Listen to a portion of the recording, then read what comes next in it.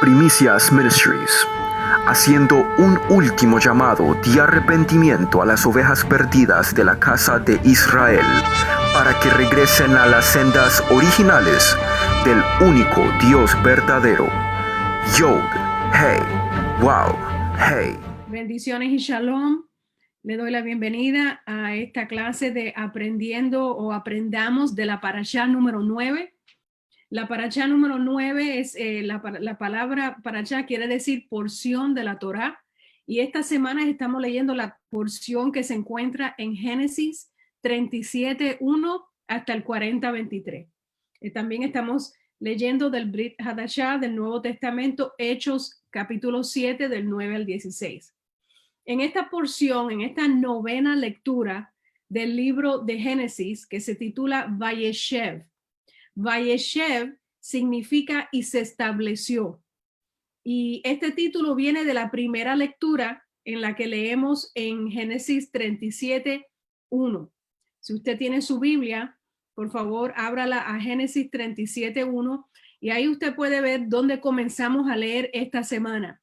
Y leemos: habitó Jacob en la tierra de Canaán, la tierra de las peregrinaciones de su padre. El papá de Jacob era Isaac. Y aunque este estudio se titula Vayeshev, que significa y se estableció o vivió o se asentó, porque Jacob quiso vivir, quiso regresar a la tierra de sus padres. Pero después vemos que inmediatamente empezamos a leer sobre la historia de los hijos de Jacob. Jacob, como ustedes saben, tuvo 12 hijos y empezamos a leer principalmente la historia de su hijo número 11, que se llamaba José. Y estamos estudiando la historia, como acabo de decir, de José y cómo él fue removido de la tierra de Canaán y vivió en Egipto. También él tuvo sueños, sueños de grandeza. Fue odiado por sus hermanos y sus hermanos conspiraron para matarlo. Pero en vez de matarlo, lo tiraron dentro de una cisterna y después lo vendieron como esclavo a un grupo de egipcios. Ellos le dijeron a su papá, a Jacob, que a José lo había matado un animal silvestre. Y la narración sigue a José desde Canaán hasta Egipto y hasta que José cae en prisión. ¿Por qué fue que cayó en la prisión? Pues de eso vamos a hablar más adelante. También leemos la historia de Judá. Judá fue uno de los hijos de Jacob también. Judá tuvo 2 hijos y uno de los hijos se casó con una muchacha que se llamaba Tamar. Ahora, Judá, cuando el hijo de él se muere y su nuera queda viuda, pues él no deja que ella se case con el otro hijo, como se acostumbraba y como dice la Torá. Él no la dejó casarse con él, sino que quiso que ella quedara viuda. Entonces ella se hizo pasar como prostituta y tuvo relaciones con su suegro, con Judá. Y este es uno de nuestros patriarcas, o sea, es de la tribu de Judá. Ella queda embarazada de 2 hijos y todo eso lo aprendemos, lo leemos esta semana. Todas estas complicaciones vinieron por Judá haberse casado con una mujer fuera del campamento de los israelitas. Y todo eso lo estamos aprendiendo esta semana en esta parashá Vayeshev. Ahora, hablemos de principios que podemos aplicar a la vida nuestra. Principios que son aplicables, son principios bíblicos que aprendemos en esta parashá, en esta porción bíblica. El primero de solo 2 que vamos a tocar en esta semana habla o aprendemos sobre la presión social o la presión de grupo. Para los que entienden inglés, eso se llama peer pressure. Es la presión de los pares, algunos hispanos le dicen, la presión social. Y también aprendemos sobre lo que es tomar malas decisiones y lamentarse, arrepentirse, tener remordimiento por decisiones que hemos tomado por cobardía o por querer complacer a otros. Y vamos a hablar primero de la presión social y cómo esto se aplica, dónde lo leemos en la Biblia, dónde lo leemos aquí en Génesis, lo que estamos estudiando, y cómo lo podemos aplicar a nuestra vida. A veces es difícil pararse firme en contra de la posición de un grupo de personas en nuestro círculo social. A veces es difícil pararse firme en contra de la posición de nuestras amistades, de nuestra familia. Es difícil decir no a la presión social o a la presión de un grupo. A la mayoría de nosotros no nos gusta la confrontación. No nos gusta tampoco sentirnos rechazados.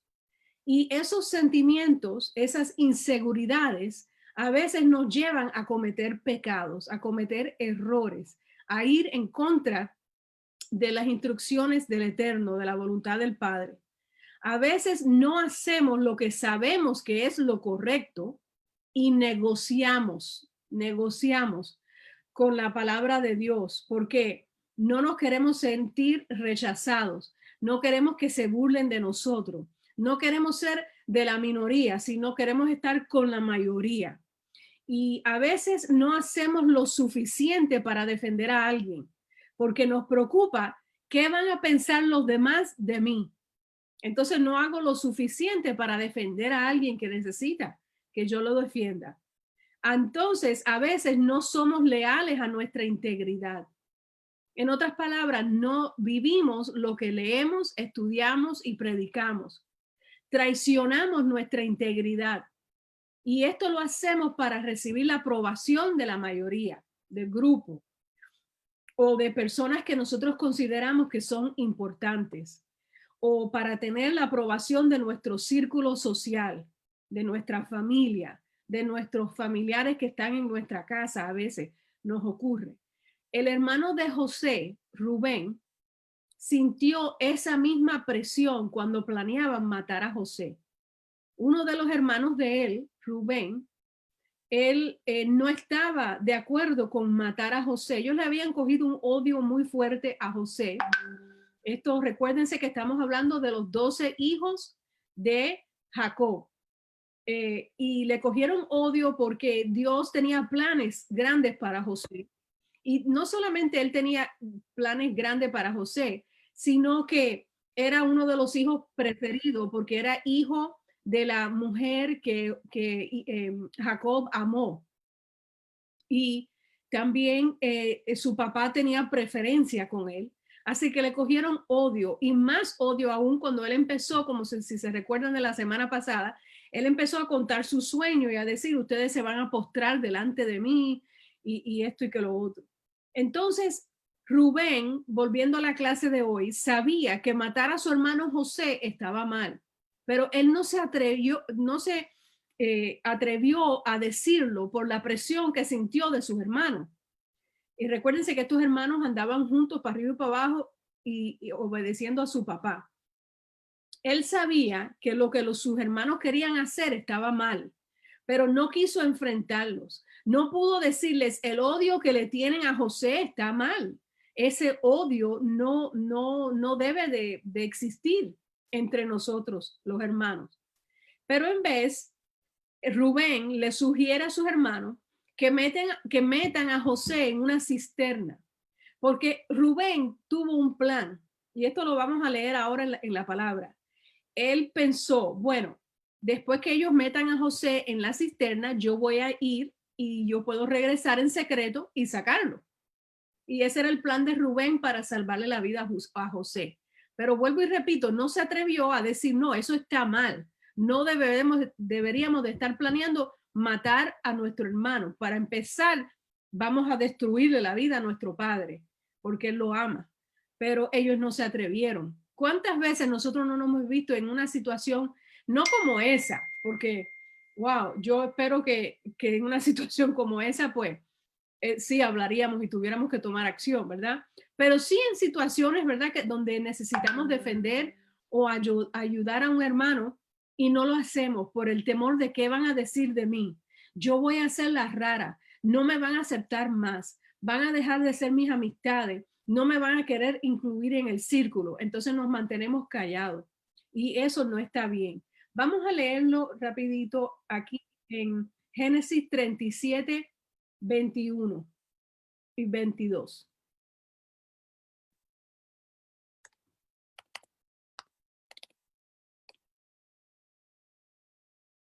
Aquí está. Pero cuando Rubén lo oyó el plan de matar a su hermano, intentando librar de mano de ellos a José, no dijo, no le quitemos la vida. Y añadió Rubén, no derraméis sangre. Arrojadlo en esta cisterna que está en el desierto, pero no extendáis la mano contra él.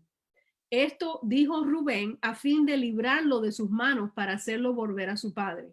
En otras palabras, el plan de Rubén era no defenderlo 100%, pero bueno, meterle en una cisterna y después librarlo para que él pudiera volver a su padre. Él pudo salvarle la vida a José, pero aún así sus hermanos pudieron salir de él, porque ellos lograron la meta, que era salir de José, porque no lo soportaban. No lo mataron como habían planeado, pero lo vendieron como esclavo y convencieron a su papá que un animal lo había matado. Y eso lo leemos aquí mismo en Génesis 37, del 29 al 30. Cuando Rubén volvió a la cisterna, he aquí que José no estaba en la cisterna. En una cisterna es como un pozo. Entonces rasgó sus vestidos y aquí vemos la tristeza y el lamento del hermano mayor de Rubén. Entonces rasgó su vestido y se volvió a sus hermanos y dijo con emoción y con tristeza y lamento, el muchacho no está. ¿Y ahora qué voy a hacer? Porque aparentemente él se sentía responsable. Entonces ellos tomaron la túnica de José y degollaron un chivo de las cabras, empaparon la túnica con la sangre, le enviaron la túnica a su papá y le dijeron, hemos hallado esta túnica, mira a ver si es el de tu hijo o no. Noten el sarcasmo. Y bueno, ahí pues el papá exclamó, la túnica es de mi hijo, alguna mala bestia lo habrá devorado.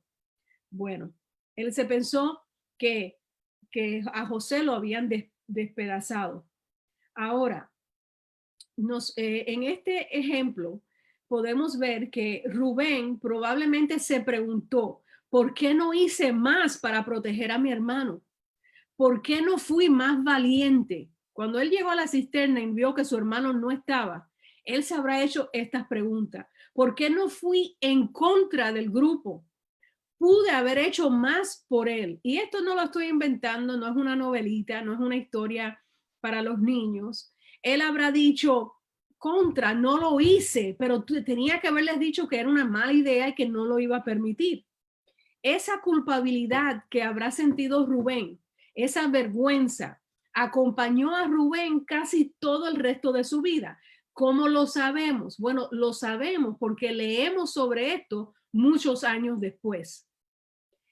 Muchos años después, en la historia de Israel, en la historia de las 12 tribus, de las 12 familias que componen el pueblo de Israel, que son los líderes de Israel, los hijos de Jacob, ocurre algo, viene una gran hambruna y ellos tienen que ir a Egipto a buscar alimentos. Todavía Jacob pensaba que su hijo José estaba muerto.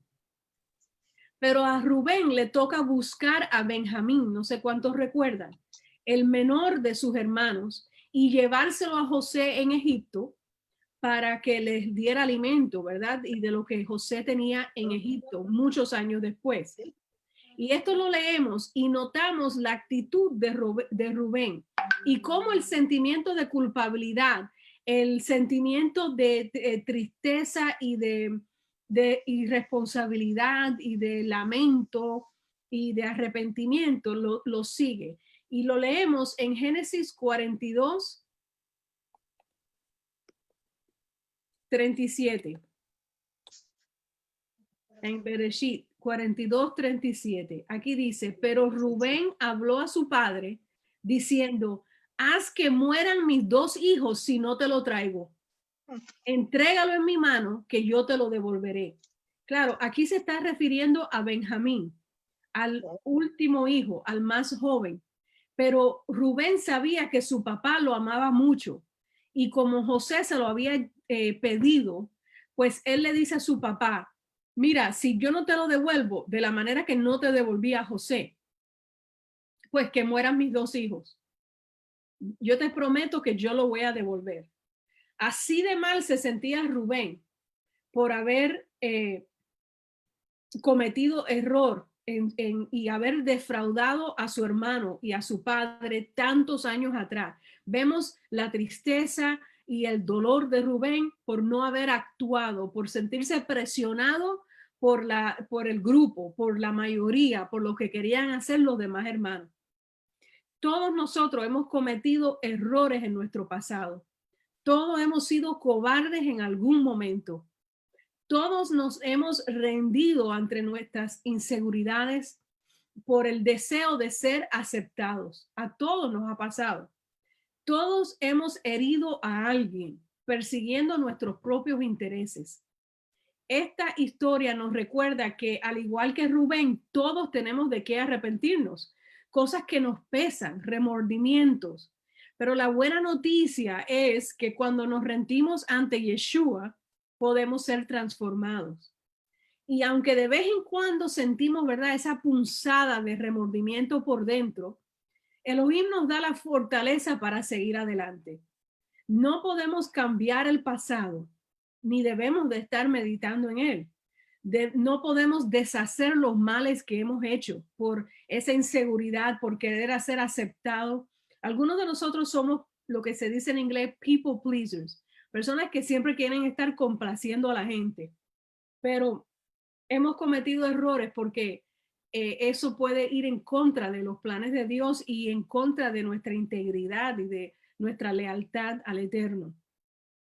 Mashiach, Yeshua, Jesús, el Mesías, puede remover la vergüenza que algunos de nosotros pudiéramos estar sintiendo, la culpabilidad. Algunos nos sentimos culpables muchos años después y Él nos puede cambiarnos a ser ese tipo de persona que ya no hace esas cosas para después tenernos que arrepentir, o por lo menos lo hacemos con menos frecuencia. Ya no estamos en las de complacer a todo el mundo. Ya llega el momento en que nosotros no queremos o no necesitamos ser aceptados por el grupo. No nos importa si el círculo social ya no nos acepta. Estamos dispuestos a pararnos firmes sobre la palabra del Eterno y no negociar. Y cuando tenemos que defenderla, defenderla. Y cuando tenemos que pararnos firmes y no irnos con la ola, con la corriente, pues ya nosotros no nos vamos con la corriente. Pero antes no era así.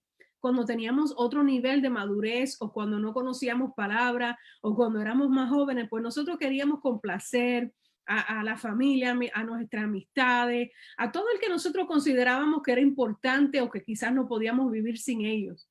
Pero al pasar los años sabemos que el Eterno nos ha perdonado y nos ha transformado. Leyendo la Torá, leyendo la palabra, vemos que Él nos perdona y que nosotros pues ya ahora podemos pararnos con madurez y no tener nuestro enfoque en querer complacer o en querer ser aceptados, sino en obedecer a Dios. Como dijo el apóstol Pablo, si no me equivoco, fue el que dijo, me es necesario obedecer a Dios antes que a los hombres.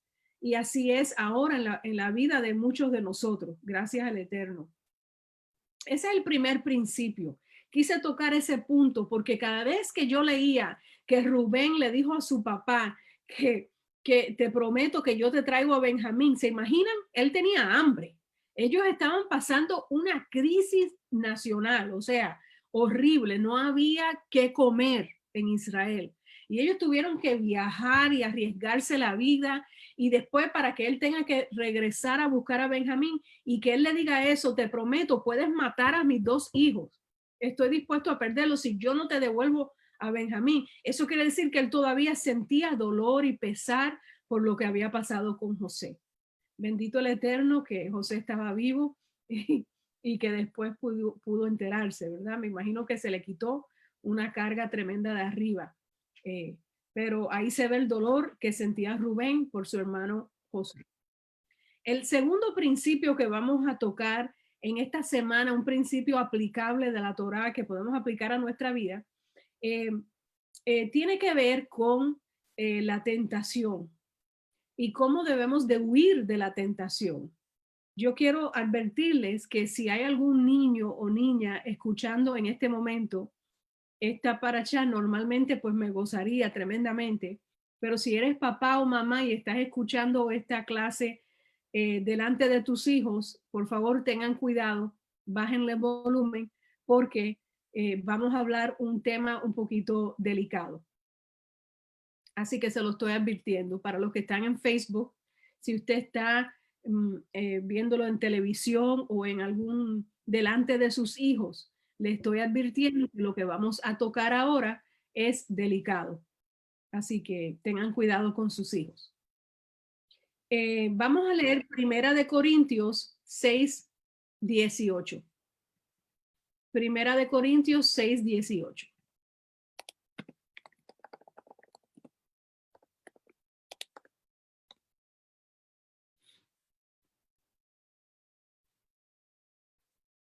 Huid de la fornicación.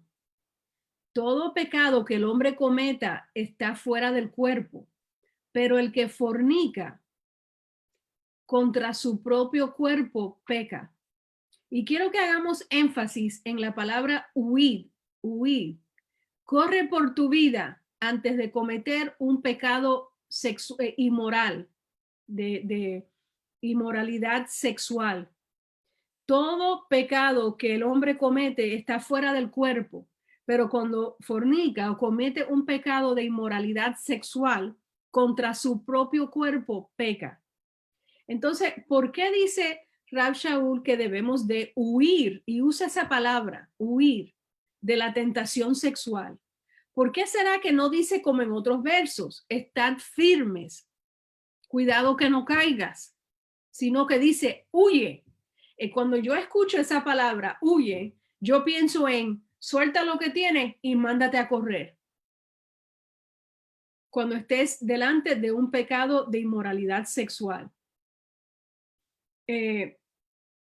¿Por qué cuando se trata de un pecado sexual dice que debemos de salir corriendo? Miremos a la historia de José para aprender que esta es una buena estrategia, definitivamente. José le trabajaba o le servía a un hombre llamado Potifar. Y esto lo leemos en la parashá de esta semana, en Génesis del 37 al 40. Y Potifar tenía una esposa. La esposa de Potifar le era infiel, no le era fiel a él. Y trataba de seducir a José. Dicen las escrituras que ella lo trataba de seducir todos los días. Día tras día, tras días, y él estaba en una posición muy vulnerable. Ella no se daba por vencida y quería de seducirlo hasta lograr poder acostarse con él. ¿Dónde leemos esto? En Génesis 39, 11 y 12. Vamos para allá.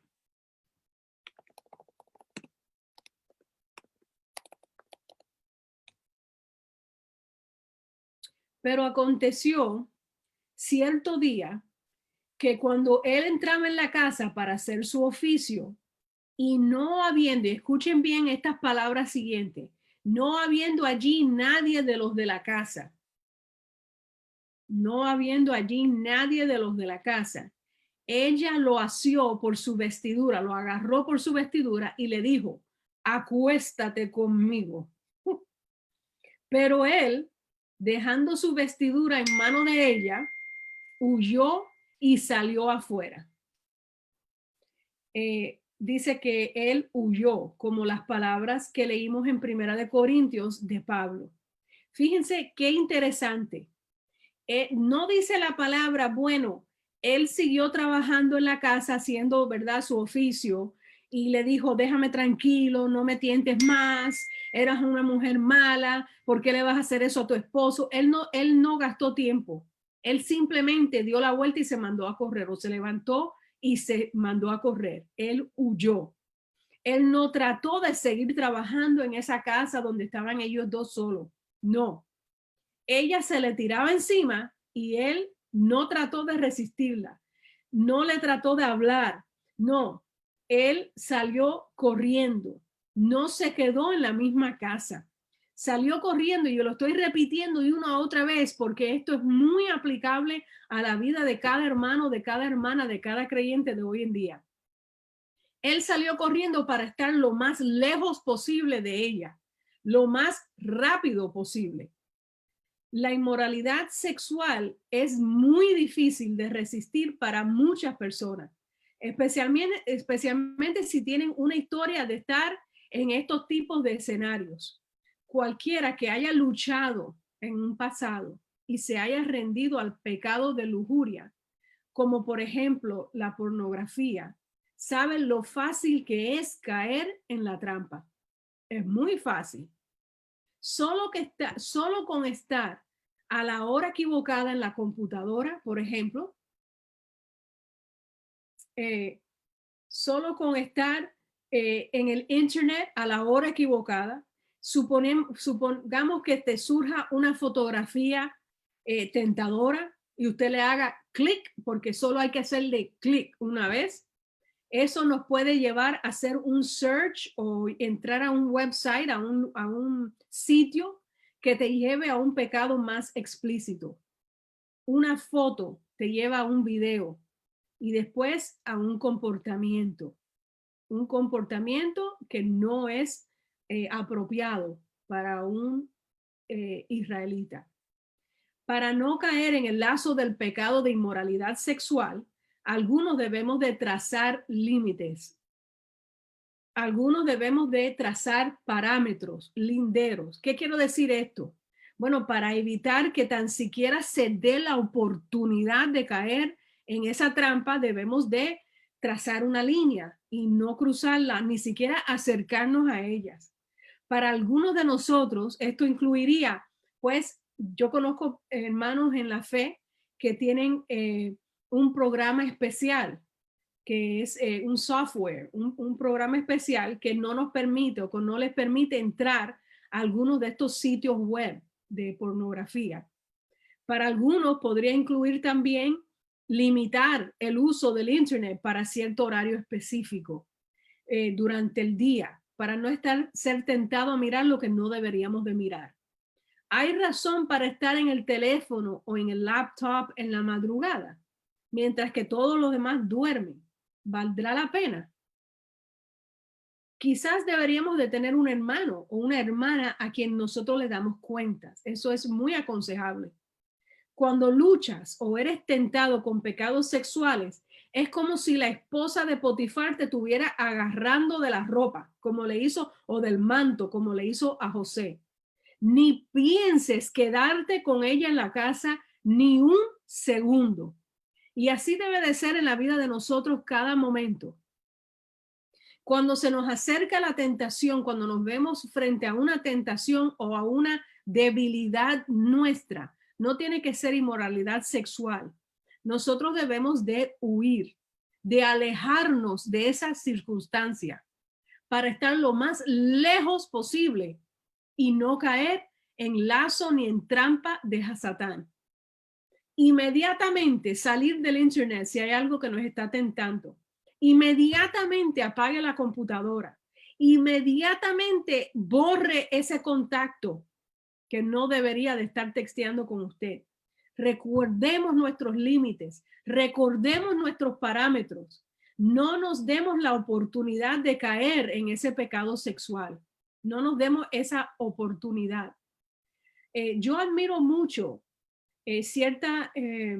cierto comportamiento, y quizás algunos de ustedes pudieran criticarme o criticar lo que voy a decir, y de verdad no me importa porque estoy bastante firme en mi opinión. En cuanto a nuestros hermanos que están en el judaísmo, nosotros no somos judíos ni practicamos el judaísmo, pero muchos de ellos han aprendido del ejemplo de José. Y la ley judía prohíbe que un hombre no casado y que no sea familia esté junto a una mujer sola. Y aunque no ocurre nada inapropiado entre ellos, el solo hecho de que estén solos, juntos, en un lugar donde existe el potencial, porque hermanos, no tiene que ocurrir nada, simplemente no debemos de arriesgarnos, porque si la meta suya es como la mía, es vivir en santidad, ¿por qué nos vamos a acercar al potencial tan siquiera? Es peligroso. No debemos de estar en situaciones donde se nos pudiera dar el potencial, la posibilidad de caer en una relación inapropiada. Es peligroso, como dicen nuestros hermanos, no es kosher. Es visto como si fuera adulterio. ¿Quién dijo eso? Fue Yeshua. De manera similar, entre los judíos tradicionales, cualquier contacto físico entre un hombre no casado y una mujer también es totalmente prohibido.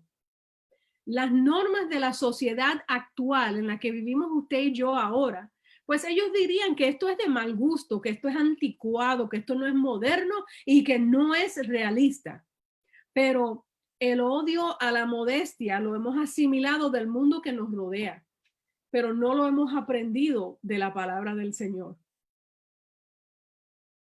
Pero suponer que nada puede pasar entre una mujer y un hombre que se encuentran solos o que se encuentran en una casa solos o que se están hablando a las 4 de la mañana o a las 3 de la mañana es coquetear con la tentación y no entender la intensidad del impulso sexual del hombre y de la mujer. Si somos un pueblo de Torá como José, el hombre puro, a él lo llaman en las escrituras y en los comentarios, José el puro, el hombre puro. Tenemos que aprender a correr, a huir, aunque te digan cobarde. Aprenda, hermano, a huir o a correr, a brincar lejos. Algunas explicaciones dicen que José brincó. He left, él brincó lejos de la tentación. Debemos de tomar el consejo que el apóstol Pablo le dio a su discípulo Timoteo en cuanto a estas situaciones. Se encuentra en segunda de Timoteo 2:22.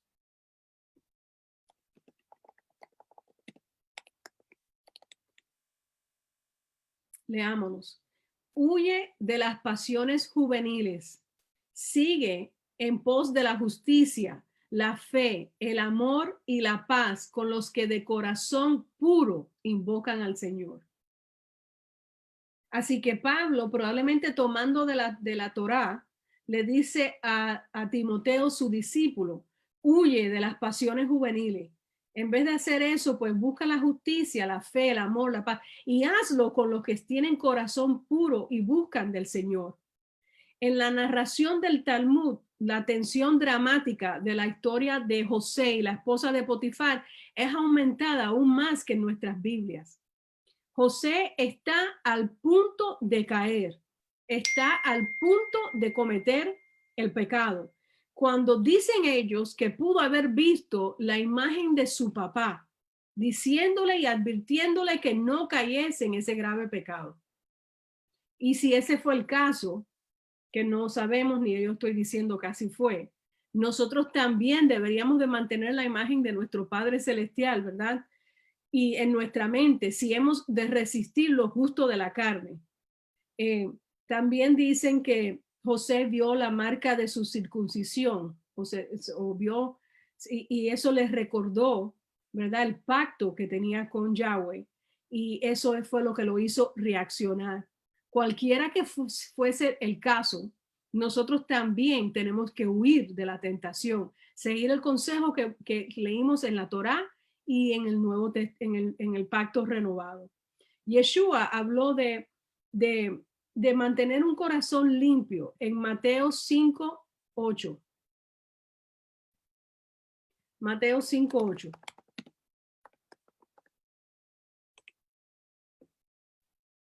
Bienaventurados o bendecidos los de limpio corazón, porque ellos verán a Dios. Estas son palabras de nuestro Mesías. Ahora, yo quisiera repasar algunas cosas y tocar algunos puntos con este tema de de la tentación y de la inmoralidad sexual. La tentación sexual tiene una característica, es persistente, es a diario. La tentación sexual parece ser el obstáculo más común para muchos hombres en cuanto a una vida santa. Digo hombres, también es para la mujer, pero es más para los hombres y sabemos, cualquiera que ha pastoreado o ha ministrado o ha estado en un ministerio sabe que este problema pues abunda entre nuestros hermanos varones. Es el obstáculo más común para que ellos puedan mantenerse en santidad. Quizás el hombre averaje no tiene que preocuparse de ser buscado o de ser acosado por una egipcia inmoral, ¿verdad? Como lo fue José. Pero los hombres son asaltados a diario con toda clase de tentación. Y Yeshua nos advierte que tan solo mirar a una mujer con deseos sexuales es un adulterio del corazón. Hay hermanos que dicen que la Torá es muy severa, pero más severo fue Yeshua. La Torá dice, ¿verdad?, que tenemos que tener testigos que nos agarren en el acto, pero Yeshua dijo, si tan solo la miras y la deseas, ya has cometido adulterio. Dígame si eso no es más severo. Nos demanda una consagración y una santidad aún mayor. Y lo peor de la tentación sexual es su naturaleza sutil y nefasta, dañina. Aunque una persona lo conquiste un día, regresa el próximo día. Así hacía la esposa de Potifar con José. Ella día tras día trabajaba en eso, ¿verdad? En cómo voy a seducir a ese muchacho, a ese hombre. Hay personas que se dicen a sí mismos, no tengo esperanza, ¿qué va? Yo no puedo con esta tentación, yo no voy a poder vencer, yo no voy a lograrlo. Cuando una persona ha tratado y ha fallado, después vuelve a tratar y vuelve y falla otra vez, puede sentirse que es incapaz de caminar en pureza. Todos los que hemos empezado a caminar en este camino, leyendo la Torá y estudiándola y queriendo obedecer a nuestro Dios y a cumplir con lo que leemos, no solamente leerlo y hablarlo, sino pues practicarlo. Sabemos lo importante que se vuelve para nosotros, que es para el Eterno, caminar en pureza, caminar en santidad, que se refleje en nosotros la santidad que hemos predicado por tantos años, que seamos íntegros, que no hablemos una cosa y hagamos otra en secreto, sino que hagamos lo que hablamos.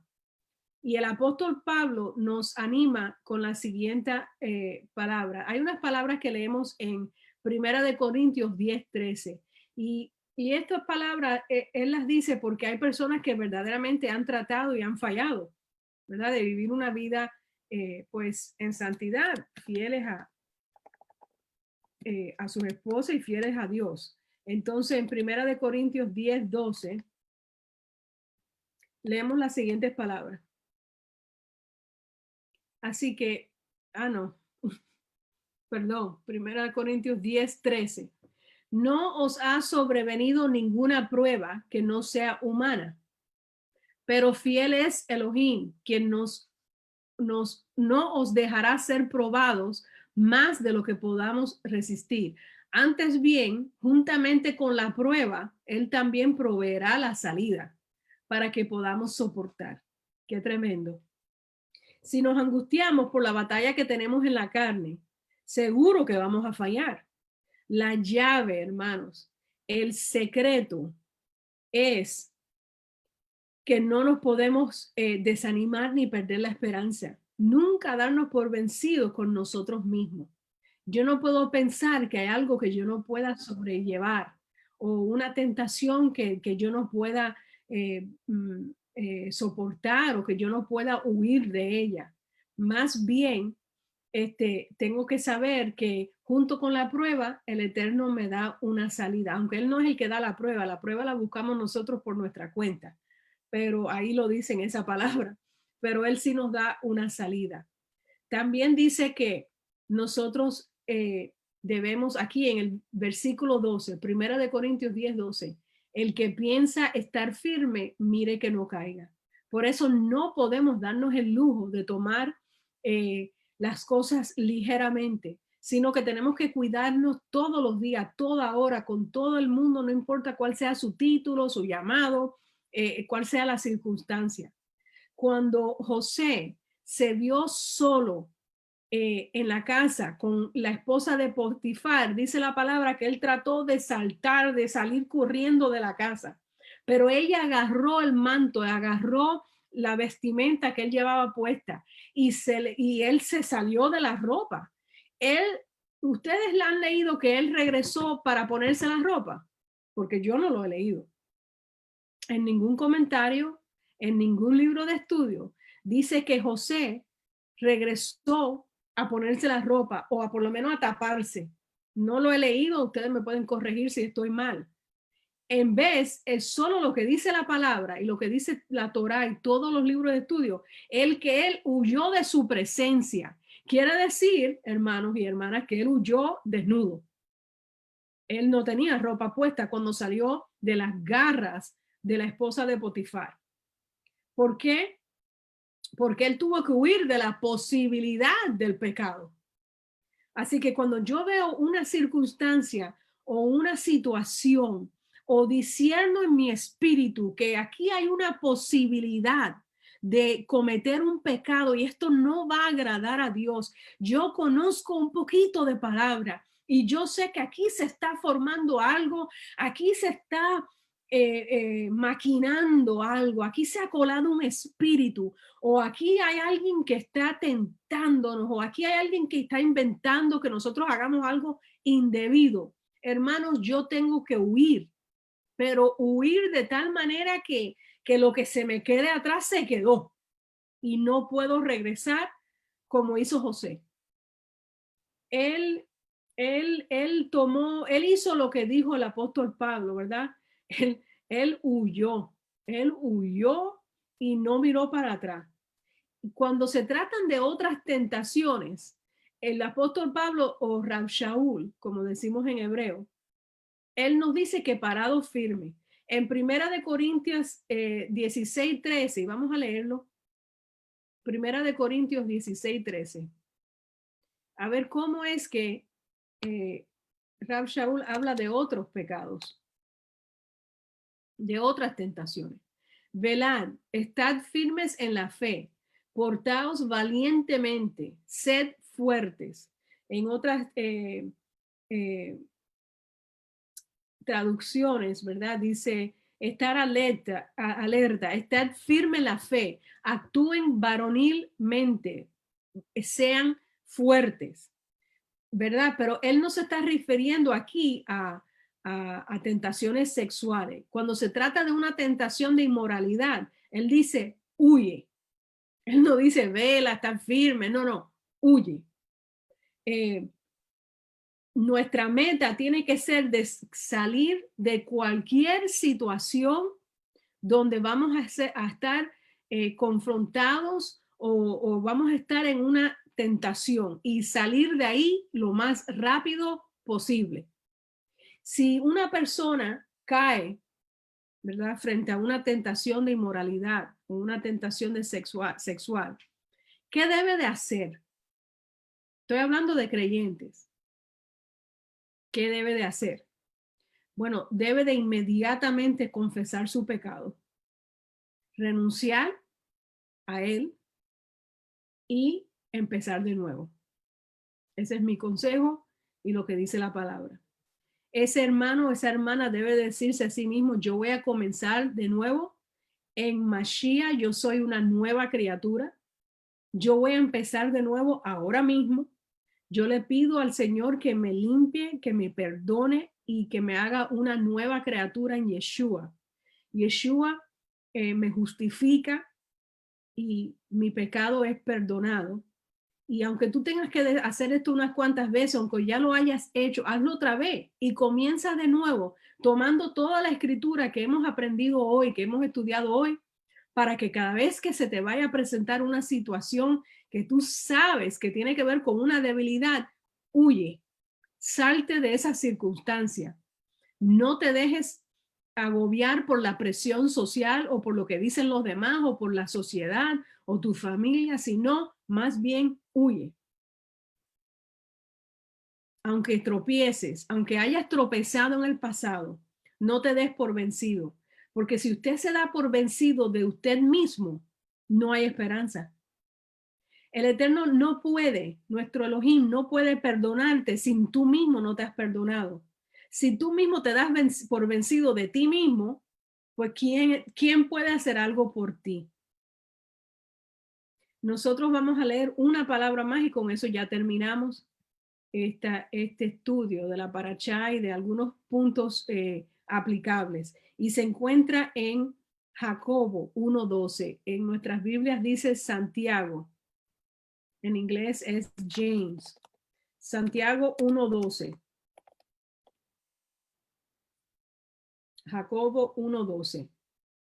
Dice así: bienaventurado el varón que soporta la prueba, porque cuando salga aprobado, cuando pase la prueba, recibirá la corona de la vida que prometió Yeshua a los que lo aman. Dice la palabra que Yeshua dijo que todo el que lo ama lo debe de obedecer. El que no lo obedece es porque no lo ama realmente.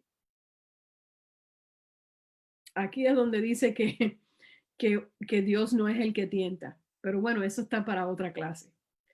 Bienaventurado, bendecido el varón, la varona que soporta la prueba, que pasa la prueba. No te des por vencido. Puedes con el Ruach HaKodesh, con el Espíritu de Santidad, usted puede pasar la prueba. Y entonces nos espera la corona de la vida.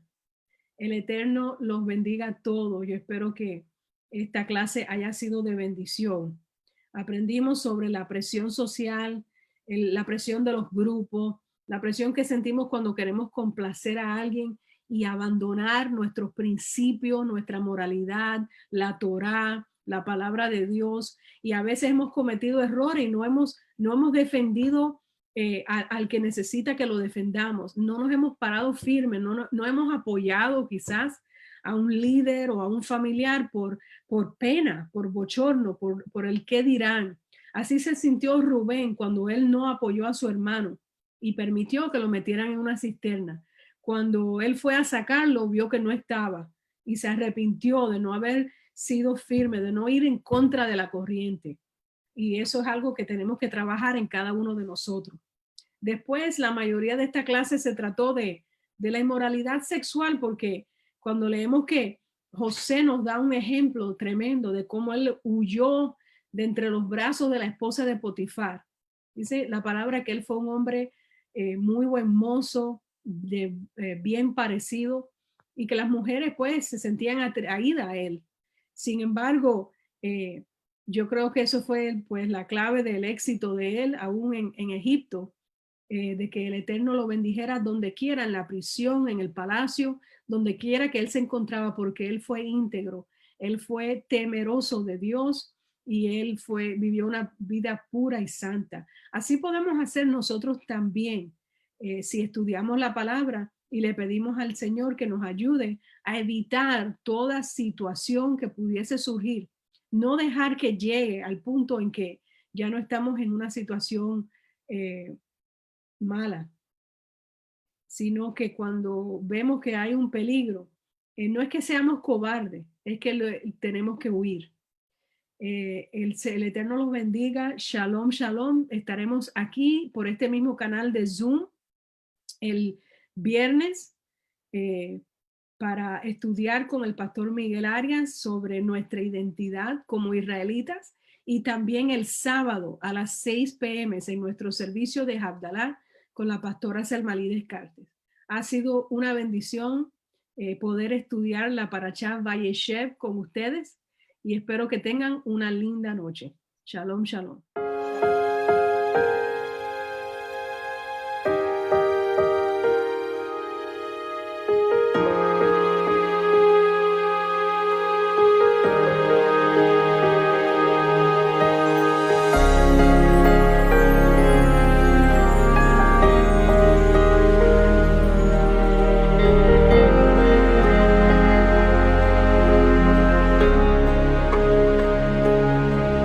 Hey,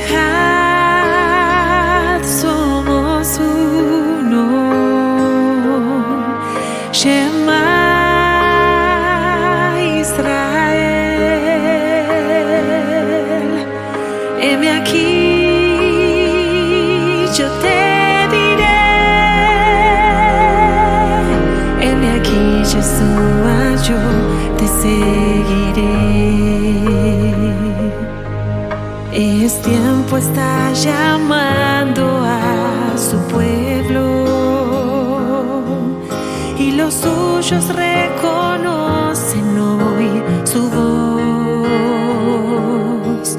Es la voz del gran deseado, el gran maestro. Es la voz amante de mi Salvador. Ejad, somos uno. Shema Israel. Heme aquí, yo te diré. Heme aquí, Yeshua, yo te seguiré.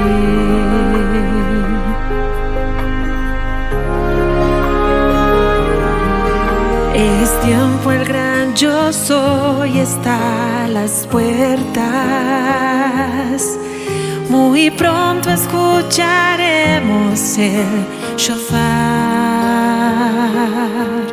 el llamado de amor de aquel que vino a esta tierra a dar su vida por salvar. Ejad, somos uno. Shema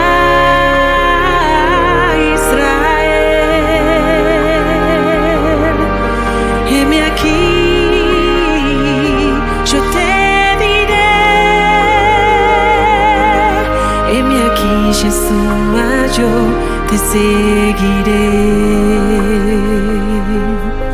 Heme aquí, Yeshua, yo te serviré.